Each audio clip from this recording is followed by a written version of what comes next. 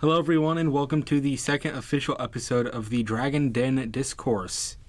I'm your first host, Brock Gamble. And I'm your second host, Jonathan Adam. And it looks like we have a jam-packed week this week, and we're going to go into next Monday because, hey, why talk about this Monday when it's getting uploaded tonight? Makes sense. So actually, let's start off with our weekends. Did you do anything over the weekend? I did. To sum up some things, I went to a haunted house. That was cool. Went to Silver Dollar City. Almost died. Yeah, you told me about that. You said that your seatbelt came loose? Yeah, so we're at the top of this ride called Mystic River Falls, and it's like a spinny water ride. You're on a big inner tube. There's a big foam circle in the middle that you get to hold on to. And as we're going through this and it's bouncing around a bunch, my seatbelt goes flying off. Your seatbelt? My seatbelt. my seatbelt goes flying off. I'm like, ah! I'm like, oh my god, I don't know what to do. So I'm like scouring around for it, but we're bouncing around a bunch. My family's looking at me like I'm already dead. And I just decide, screw it, and I just grab onto the thing in the middle, hoping for the best, and we go down the big drop, and I just go fly out of my seat, and I'm just holding on like just going down this drop, and we hit the bottom and it splashes us, and I'm sitting there petrified, and one of the employees has the audacity to look over at me and go, "Don't take your seatbelt off early." I'm like, "Don't tell it to come off early." Shut up. And then you told me about the haunted house because I forget what I was talking about, but I sent you something and you're like, I don't know where I'm at. And you sent me a picture of you in the haunted house. I was in a haunted house. It was terrifying. I'd never been to one before, and it was scary. Really? I haven't been to a haunted house until, like, the Haunt in Kansas City when we went to Worlds of Fun a few weekends ago. Yeah, so we're both very new under a rock at that. I cut my thumb, actually, when running away from a clown with a chainsaw, so, you know. Yeah, I cut my finger. But let's go ahead and start looking at... Well, actually, you had something about a book club, I remember, or something like that. So I believe it was Sunday, Saturday or Sunday, we went to this Lit Up festival in KC. I think it was somewhere near Independence. I forget. It was in the library, and it was like the Intercontinental Library. It was like the Genealogy Center, that sort of stuff. Mm-hmm. And they held this event where, like, they had Saba Tahir, who wrote All My Rage, up here, but she fell down the stairs that morning. Oh. So we did a Zoom. Yeah, that was the keynote, literally what they called it. And then I went to this poetry workshop thing. Now, I don't personally like writing or reading poetry, but it was really interesting how they set it up because it was a 3-column thing where it was, okay, what was the date? What happened to you? What happened locally? What happened internationally? Huh. And I was like, oh, the year I graduated middle school, COVID hit. Right. And I was like, oh, well, now I have a poem to make. Yeah, that makes sense. Mm-hmm. And then it was lunch, of course, and... Right. I just want to complain. They only had salt and vinegar chips. Yeah, no one... If you're making a meal for an entire building, it's either classic Lay's or nothing. Do not have salt and vinegar. Now, getting off of my... My brain just completely cut that out for some reason. Like, what? Yeah, getting off my soapbox now. The last thing that I went to is actually something to help us with a podcast. I forget the name of the girl that was hosting it, but she had this whole section on Vox Pop, which is where you go on the street with a microphone, your headset, all that. Mm-hmm. It's like, hey, can I interview you? What are your thoughts on this, this, and this? Right.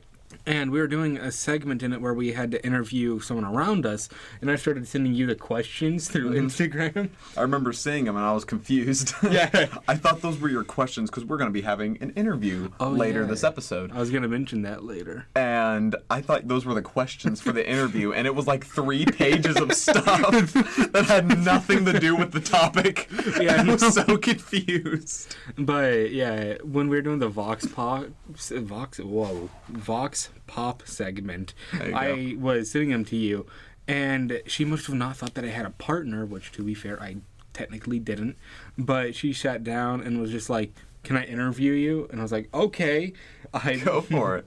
And she was really interested in the podcast that this is actually about, and I got a lot of useful tips on how to get information, because, like, Facebook pages, going to coffee houses, just... Getting involved with the community. Yeah. It's a helpful thing. Yeah. And, well, I like to think I'm involved in the community, but... That's good. Yeah. That sounds like a lot of fun. That sounds like it'd been very useful too. It was. I think they're doing one next year, but you're not going to be here next year. No, I'll be gone, probably buried. You're going back on the ride. I- Seatbelt flies off again. This time you don't make it out. I won't grab onto the circle. You'll just be like, oh, I survived this last year. And then, whoom. But let's go ahead and start looking ahead into the week, shall we? Yeah, let me pull that up real quick. We're going to be starting with Tuesday. Yeah, so Tuesday we have an archery meeting in room 205, 7:30 a.m. to 8 a.m. They put that down twice. Oh, there's one after school as well. Same That's room. during study hall. Is that during study hall? Yeah. Oh, that is during study There's hall. one before school starts and one during study hall. Yeah, okay. Both in room 205. Yeah. And then we have an FCA meeting in the collaboration room during study hall. Yeah, and then we have D&D, cafeteria after school. Wrestling open mats. Those will be also after school from 4:30 to 5:30.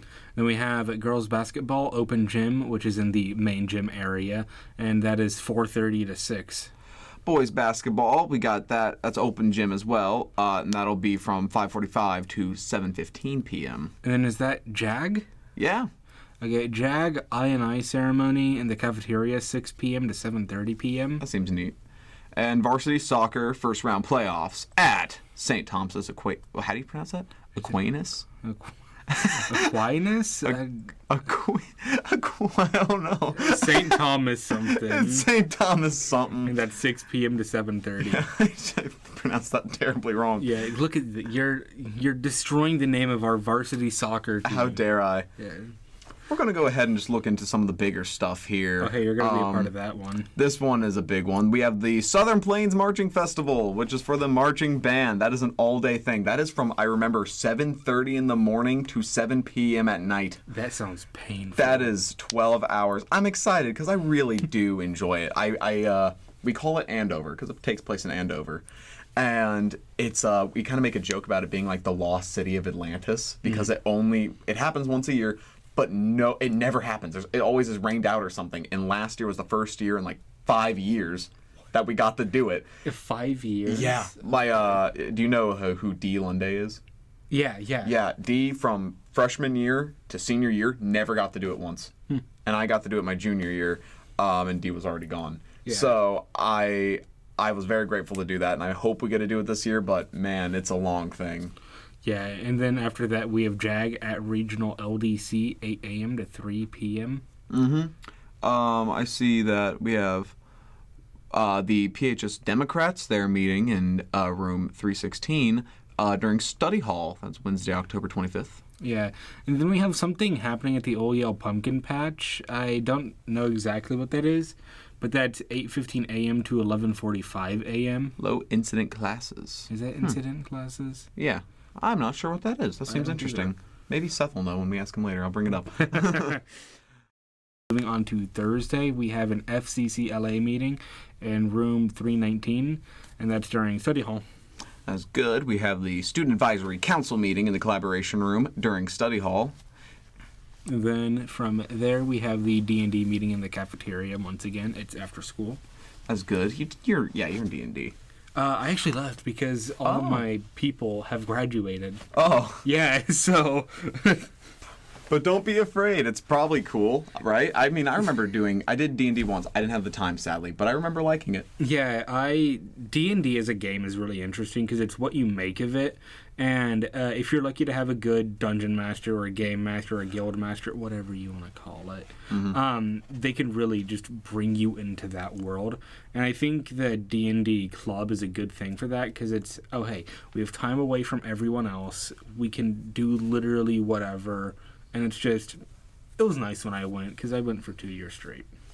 And then we have the wrestling open mats. That'll be in the wrestling room after school from 4:30 to 5:30. And then we have boys basketball open gym, main gym at 5:45 p.m. to 7:15 p.m. These are some oddly specific times. Very.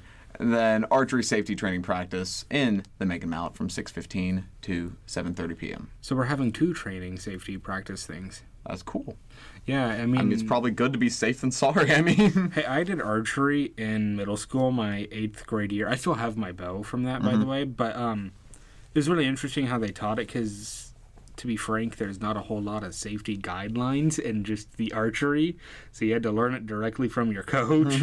At least it was at the middle school level. Don't know how it is at the high school level.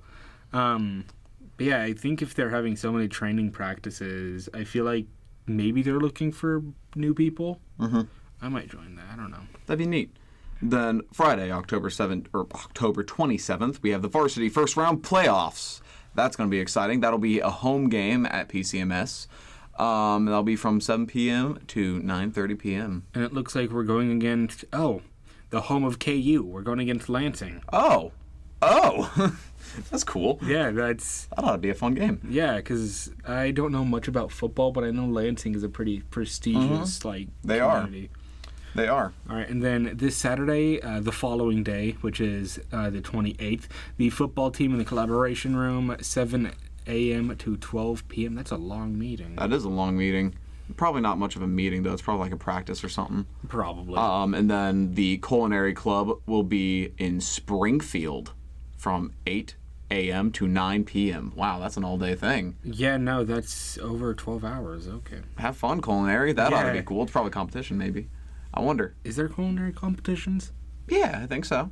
Really? And then also that morning there will be The parade. there will be a parade. Yes, there's a parade that'll be going down Broadway. So look forward to that. That'll be cool. The PSU band and the PHS band will be there. I know we might have 8th graders playing with us as well. Really? So that'll be fun. That'll be an awesome one to watch. Yeah, I don't really go to parades because there aren't very many here in Pittsburgh. The last one I went to was, I think, a year ago. It was the Fort Scott Homecoming Parade. Yeah, I remember that. And it was interesting because, hey, I have family in Fort Scott, and it's just a whole community gathered to do something, and I'm glad that Pittsburgh is doing it for once. Yeah, we do quite a few a year. We do a Christmas parade. We do a homecoming parade. And then I'm sure there's a few more in the mix. I can't remember what all they are. Well, I think that people just don't go to the parades because we have stuff like art walks. True, the art walks exist. Dude, but I see a lot of people show up to the parades. The art walks are so fun. I love the community here. It's honest. It's one of the things that does make Pittsburgh very special. I love that. Yeah, because, we were looking into actually applying, because you know that my father and I run our business. Yeah. And we were looking to apply, but by the time we looked, they were all full. And I was like, good on Pittsburgh. Right, yeah. It's one of those things you got to get in before it's too late. There's not a lot of wiggle room, and that's a good thing. Yeah, it's you have it or you don't. And for once, it's good to have it or not to have it. And then we got Monday, October 30th. We're just going to go ahead and look ahead. There is the Varsity Scholars Bowl in Girard from 4 p.m. to 7:30 p.m. And it looks like there's 2 multi-gen rehearsals, one at 9 a.m. to 11 a.m., and then one There'll be a 1 lunch p.m. break, and that'll go from 1 to 3. Is That's an all-day thing. I remember multi-gen. Okay. My people in the choir. I look forward to seeing you guys Monday at the concert from 7 p.m. to 8:30 p.m. That'll be at the Bicknell Center. Okay. And that is going to be fun. They have an amazing lineup. I have spent the last few weeks going in there and listening to them. It's just been phenomenal. They've done great. I know a few people in the choir, I believe. Yeah, they're doing it's called Doing Duets. And I think I heard about this from one of them. There'll be it's just a lot of duet related songs, whether it be 2 people and then the rest of the choir, or whether it be like the tenor basses and then the altos and sopranos. So and they're it just might doing be a lot of like- call and response. And Yeah, I was like, that. that sounds like a call and response. And it sounds phenomenal. I've listened to it. I love everything they put together. I'm very excited to watch that happen. Yeah. But other than that seems to pretty much conclude everything that we got for this next week and leading into Monday. Yeah. Although we did forget to mention, the holiday that's coming up. The holiday that's coming up is Halloween. Oh Yeah. my gosh, I forgot about that. How did you forget about the best holiday? Granted, we will be able to talk about that on Monday, and I look forward to that. But man, I'm excited for Halloween. I actually wrote and released a song that I sent to you, just named Halloween, because I wanted to go for that vibe. Because I'm getting I'm getting those real Halloween vibes Getting now. into the spirit. I'm loving it. Yeah, I'm really excited for Halloween because, frankly, it's been too long since we've had a holiday. Yeah, it's been like, what, a year since the last Halloween? Come on, we need to step this up. We need to make it half a year next year. Double the Halloween. Double the Halloween, the countage. We gotta keep this up. But other than that, yeah, that should conclude everything we got. We'll be moving into our next segment where we'll be interviewing one Seth Loudermilk. Yeah, and he's going to be talking about the debate team and hopefully why you should join it. And now I have a bias because I'm a third-year debater, but Jonathan Adam right here knows nothing about debate. I know nothing about debating. If you came up to me and started talking about a topic that, like, was up for debate, I would just say, no, wrong. All right, and we'll see you in our next section.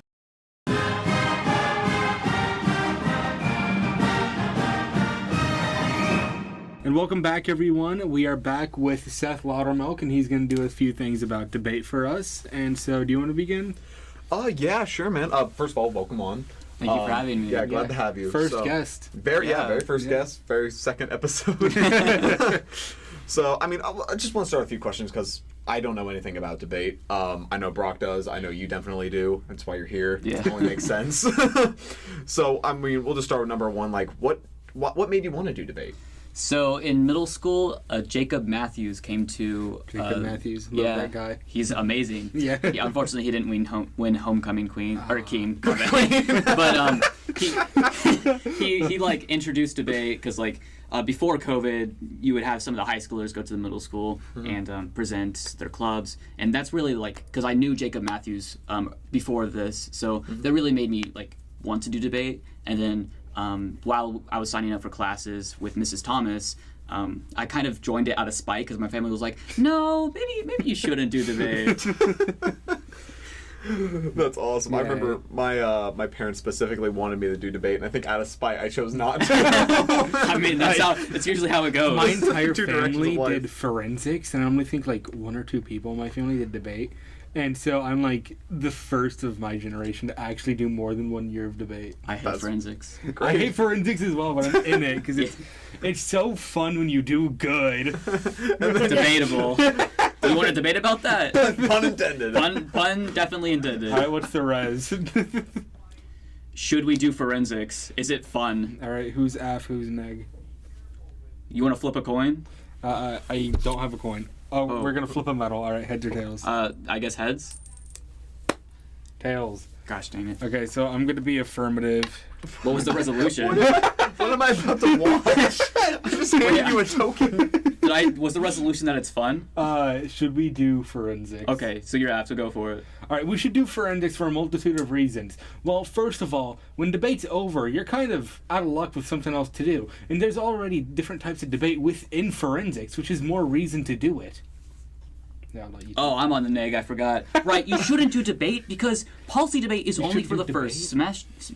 What? You said you should do My debate. bad. You shouldn't do forensics because the only actual good debate is policy debate, which is in the first semester. In the second semester, you have 3 different types. Congressional debate, which is not debate. I would refuse to call that a debate. You have Lincoln Douglas debate, which is just one-on-one, which sure is fun, but it's not really actually that competitive in the SEK area because there's only one person that does it besides from me. And third is PFD, which is just policy but watered down. I don't think you took a single breath the entire time. You should reject the resolution, judges.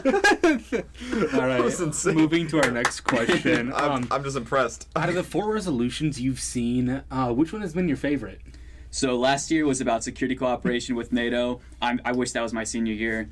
My sophomore year was water protection in the United States, which like was okay for like the sophomore year, but like that's not a good resolution. That was my freshman year. It was. Oh, but death penalty is going to, or not death penalty. What? Whoa, no. So my freshman year, the resolution was criminal justice reform, and so our affirmative case for the novices was abolishing the death penalty. I just hated that resolution, not because it was a bad resolution necessarily, but just because that was my first year and I didn't actually understand debate then. Okay. So if I had to rank it, it would be security cooperation with NATO, and then this year's topic of economic inequality, and then water resource, and then criminal justice reform. That's cool. It's almost like the years of debate where it's your second year was the second to last, your first year was the last. Wait, no. No, it's switched. Yeah, you switched the top Yeah. two. Now that the debate guys asked a question about resolution, I'm going to ask my question of what is a resolution? So the resolution is what you debate for basically the entire year up until nationals, and like they announced the new resolution for next year's topic about January, because right now we already have the 5 topics that are going to it's weird because in November they debate what resolutions should be debated, and so that they're going to debate the top 5 soon, and then they'll pick the top 2 and then you vote for that. And there's like some really good ones this year, but I heard Laughlin talking about a few of them today. She said there was one about like nuclear something. nuclear arms reduction. That's one of my top. Okay, because I remember when ISIS, she was talking about liking that one, and then 2 other people were talking about hating it. So I wasn't sure like what the... No, at least compared to the other ones. So there's intellectual property like protection, which like sounds cool, but the actual resolution sucks. Really? Yeah, it's so bad. It's like copyright. It's bad. Those are semantic debates. Yeah, Those and are then, gross. And then the other like really bad one is just agriculture subsidies reduction, which like is fine. You can debate that, but like it's so similar to all the past Wasn't since that also in 1920. the running for this year? We had something agriculture. So the top 2 that don't actually make it in to the next don't get voted in for the top 2, they carry on into the next year's topic. So that's why we have 2 of the same. But the other ones, which were nuclear arms reduction, and then critical infrastructure, which includes nuclear energy and chemical something, I don't remember. And then the other one is Arctic policy. Those top 3, absolutely beautiful. Okay. Yeah, it sounds interesting. It really does. I was interested in the intellectual property one, but then you said the resolution's bad. It sounds cool, but it's not. I was like, as someone who makes music and does graphic design, I was like, intellectual property sounds sick, but then you did. The actual resolution, they could have done better with it. Yeah, I understand that. All right, and then whose question is it? It was going to be yours next, yes. All right, so in a round, how can you simplify it for people who don't know what debate is? Like how it's structured?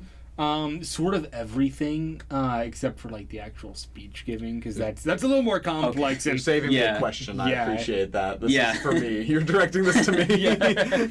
Okay, so you have 2 teams, and then 2 people on each team. So you have the affirmative, which presents their case first. Usually, they're trying to affirm the resolution. So if the resolution for this year is economic inequality, so they're going to most of the time be trying to solve for economic inequality. So they'll present a case and a policy, because it's policy debate, like an action that Congress will take, and then the negative team will come up there and say why that's either bad or causes some kind of trade-off, which results in a net worse for the status quo, or just like after the plan is enacted. just hurts the. Yeah, it's a net worse for everyone in the United States, and then the affirmative team comes back up and tries to refute all those arguments that the negative team brought up, and then the negative has 2 speeches that are back to back.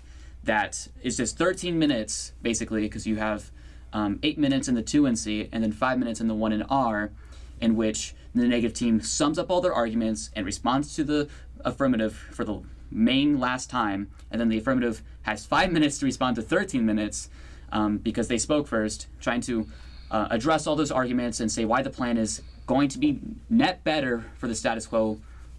And then the 2 and R, the last negative speech, is just summing up all their arguments and why it's going to be overall, again, a net worse. And then the 2AR, which is the last affirmative speech, no one listens to it because they're just going to be lying through their teeth, pretty much. I'm a 2-way, and I can say. I'm a 2A too. I will lie that whole speech. I don't care.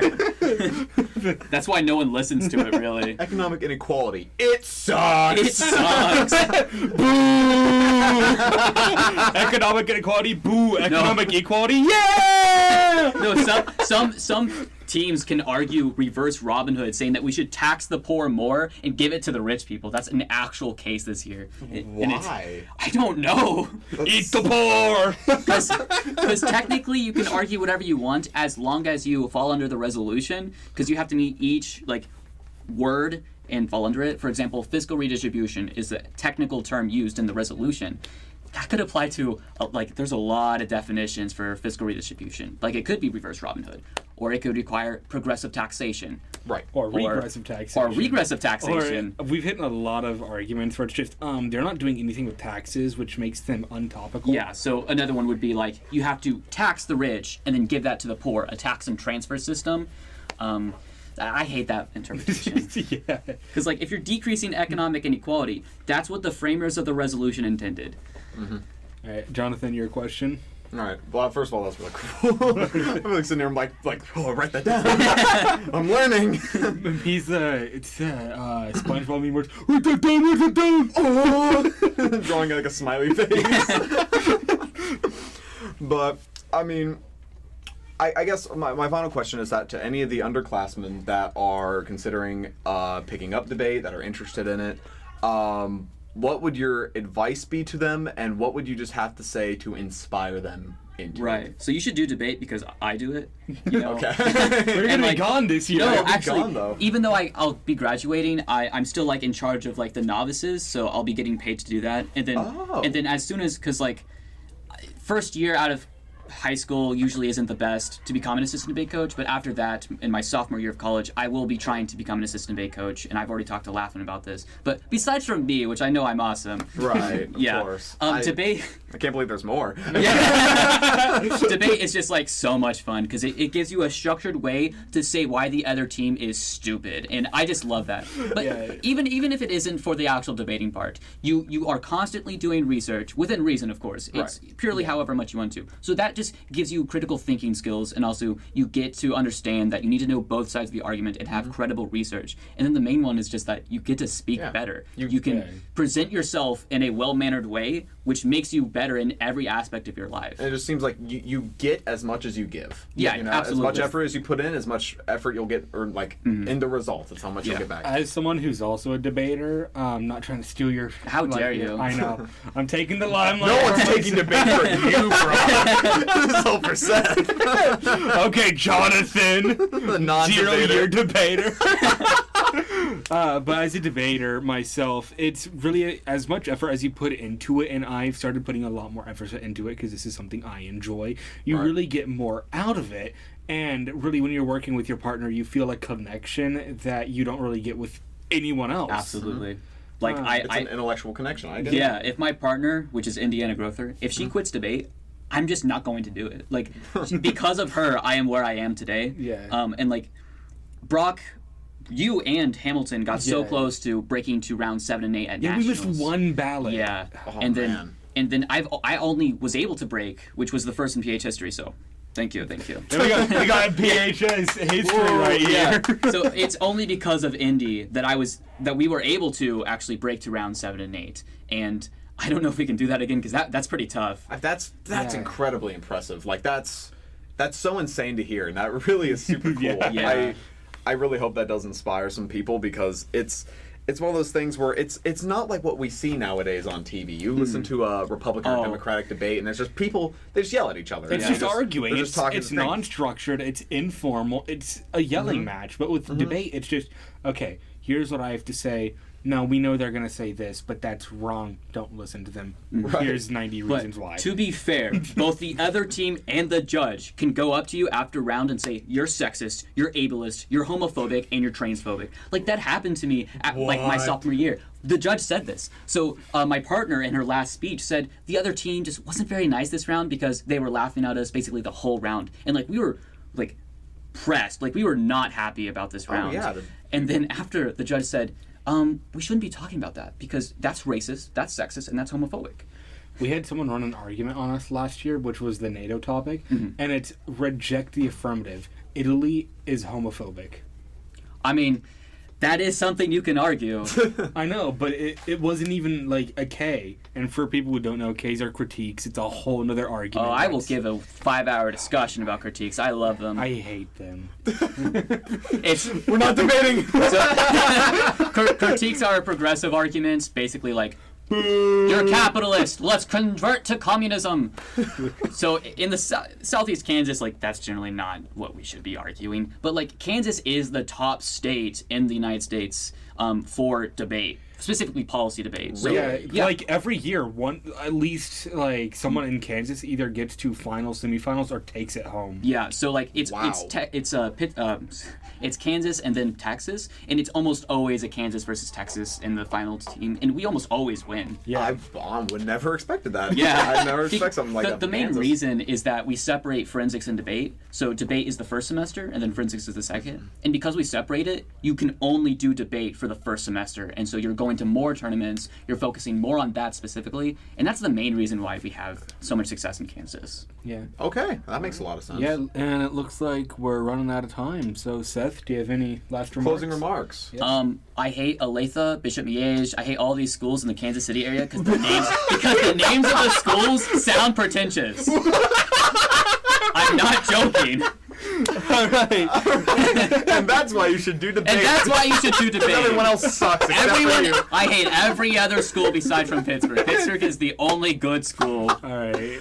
Well, thank you very much, Mr. Yeah, Milk. thank you. Thank you for having me. Yeah, That was a lot of absolutely. milk. Thank you guys. So thank you guys for watching this episode of the Watching? Dragon Den Digest. Watching? Listening. This happened every time. I swear. Thank you for Alright, listening to this episode of the Dragon Den Discourse. We appreciate all the listeners. Thank you for so much support on the first episode. Yeah, absolutely. And if you see Seth in the hallway, make sure you go up to him and just harass him. Just start talking to him. I would appreciate that actually. Feel free. All right, and we'll see you in the next episode. Yep, take it easy.